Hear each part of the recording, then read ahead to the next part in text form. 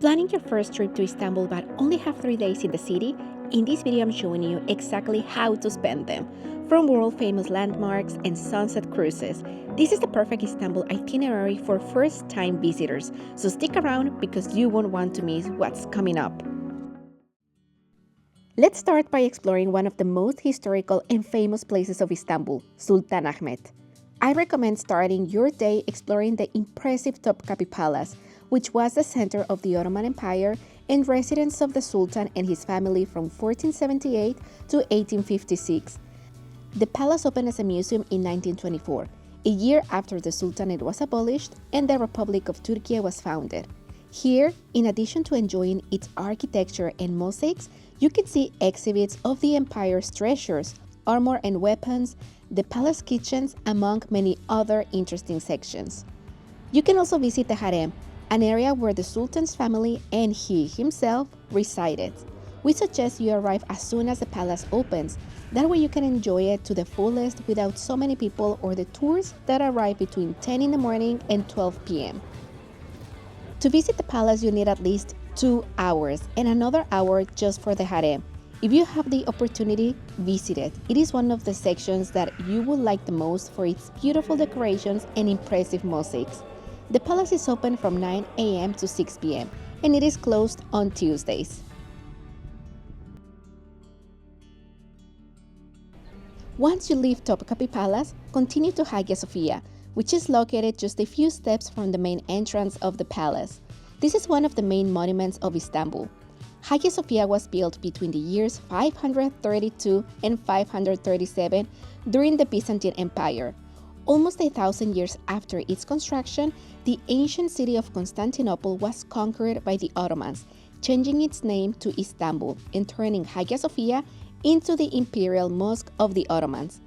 In 1934, it was declared with the status of a museum, which was revoked in July of 2020, returning to have the status of a mosque. As of January of 2024, people who wish to visit the Byzantine Mosaic Gallery on the second floor of the monument will have to pay 25 euros per person. The mosque section can only be accessed by Turkish citizens and Muslim tourists who wish to pray inside the premises. If you want to learn more about the current status and more useful information about Hagia Sophia, you can check out this other video linked in the description box and pinned comment.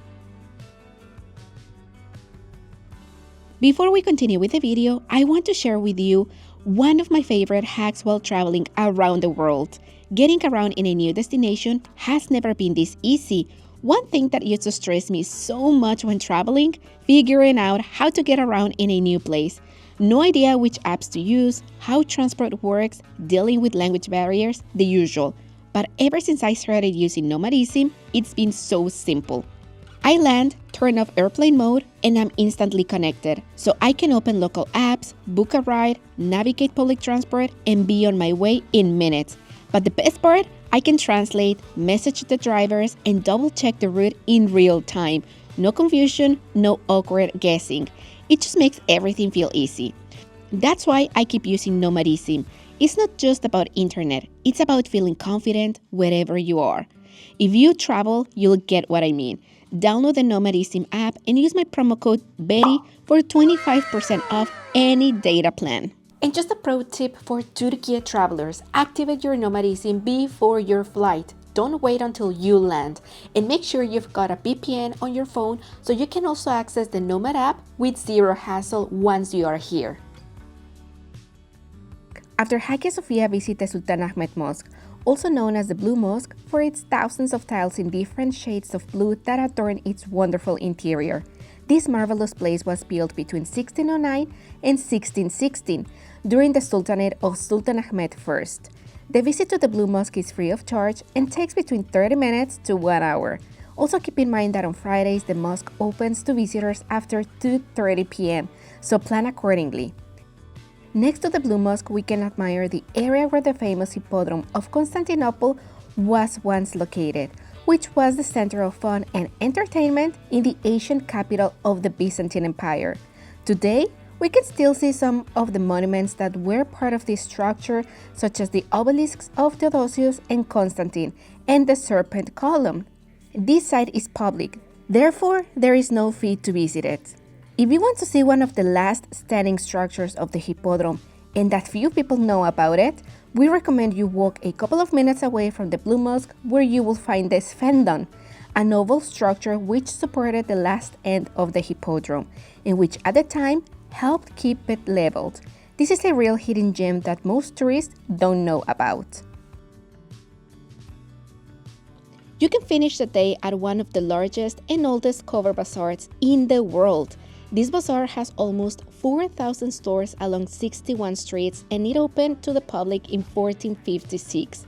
This place is quite colorful and very frequented, especially among tourists. Whether you want to buy or just walk through its streets, it's a place that you must visit. The visit doesn't take long. It all depends on whether you want to buy or not. The entrance to the bazaar is totally free. Now, let's move to day 2. Here I recommend starting with another must-visit monument, Basilica Cistern. The Basilica Cistern is located next to Hagia Sophia on the other side of the tram line. It's another of the sites that should be visited in the city. Built during the Byzantine Empire between the years 527 and 565 for water reservoirs, it is famous for its impressive marble columns and the heads of Medusa. The visit to the Basilica Cistern takes between 25 to 35 minutes. It's open every day. After the Basilica Cistern, take the tramline in Sultanahmet station towards Bajilar and get off at Grand Bazaar station. From there, just walk for about 10 minutes and you'll arrive at one of the most beautiful and impressive mosques in the city, the Süleymaniye Mosque, built between 5050 and 5057 by the imperial architect Sinan under the orders of Sultan Suleiman the Magnificent. Here you can visit the mausoleums where the tombs of Sultan Suleiman, some of his relatives, and Hurrem Sultan are located. This mosque is truly a gem inside and out, and one of the most impressive views of the city are from the mosque's gardens. The entrance is totally free and the visit takes between 35 minutes to 1 hour. Make sure to follow the dress code to enter, no shorts for men or women, and hair covered for women. In case of needing, there's also tunics and scarves available at the entrance, free of charge.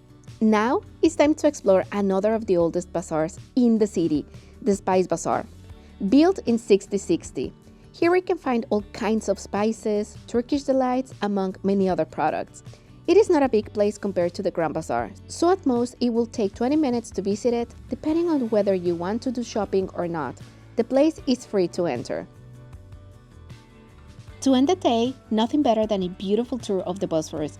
If you have the opportunity, I recommend doing it a little before sunset, as Istanbul offers an unforgettable show with its sunsets from the Bosphorus. You can either rent a private yacht for a tour or take the collective ferries tours for $10 maximum per person. The collective Bosphorus tours can be taken from almost any port in the city, including Eminönü, Kadıköy, Üsküdar, Kabataş, or Ortaköy, and the tour takes between 1 hour to 1 hour and a half, depending on the one you choose. And quick tip before we continue, this entire itinerary can absolutely be done on your own.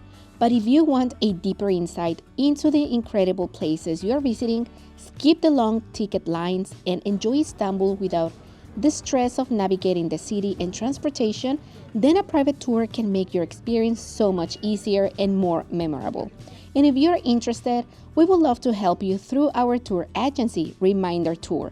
We offer private tours and travel packages in Istanbul and across Turkey, designed especially for first-time visitors who want a smooth, authentic, and unforgettable experience. You can check out our available tours, official website, and contact information in the description box and pinned comment below.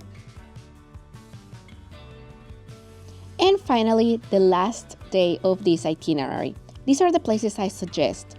Dolmabahce Palace. In the first day of this itinerary, we included Topkapi Palace with a traditional Ottoman Islamic architecture. But this time, I suggest also checking out Dolmabahce Palace, which beautifully blends traditional Ottoman style with Western decorations such as Baroque, Rococo, and Neoclassic, resulting in a new interpretation to appreciate the contrast between both palaces. Dolmabahce is one of the most luxurious and impressive palaces in the city. It is located on the shores of the Bosphorus Strait, and for this reason the views it gives us are splendid. This palace became the center of the Ottoman Empire and the residence of 6 sultans and their courts from 1856 until the abolition of the Sultanate. The entrance fee in 2026 is 2,000 liras per person. It's open from 9 in the morning to 5 p.m. and it's closed on Mondays. The visit to this palace takes approximately 2 hours. After Dolmabahce Palace, head to Taksim Square and Istiklal Street. This area is one of the most active in the city, where you can find hundreds of shops, cafes, and restaurants to enjoy the day. Start from Taksim Square and continue towards Istiklal Street, a street of approximately 3 kilometers that is only for pedestrians. Visit the largest and most important Catholic church in Istanbul, Saint Anthony of Padua.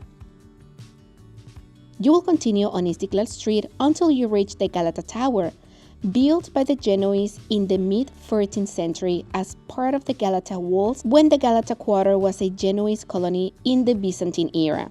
For 30 euros per person, you can climb and appreciate one of the most impressive views of the city.